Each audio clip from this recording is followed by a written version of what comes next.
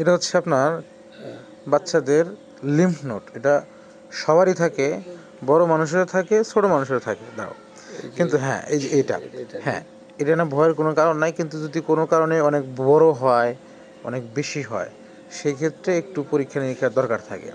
আর একটা জিনিস হচ্ছে যে এটা ফোলার কারণ হচ্ছে কি জানেন, অনেকের হচ্ছে যে অতিরিক্ত ঠান্ডা লেগে থাকে, টনসিল থাকে, হ্যাঁ, অনেক সময় এটা দেখা যাচ্ছে অনেক যাদের বড় হয়, অনেক সমস্যা থাকে, শরীরে জ্বর থাকে সবসময়।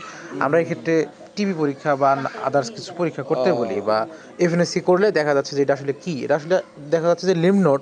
এটা ছোট্ট একটা টিউমার না, এটা শরীরে সবারই থাকে। এটা হচ্ছে শরীরের রোগ প্রতিরোধ ক্ষমতা বাড়ায়। সেই ক্ষেত্রে কোনো কারণে যদি বাচ্চাদের ওই অতিরিক্ত টনসিল, ঠান্ডা, কাশি, হ্যাঁ, শরীরে যদি জ্বর সবসময় লেগেই থাকে, তাহলে কিন্তু এই জিনিসটা বাড়ে। না ওটা না, শুধু হ্যাঁ, খালি পেটে ব্যথা, মাঝে মাঝে খালি পেটে ব্যথা হ্যাঁ, হয়, এটা এটা তাছাড়া এটা কোনো কিন্তু সমস্যা ওটার কারণে এটা হতে পারে। এটার কারণে ওটার কারণে এটা বাড়তে পারে।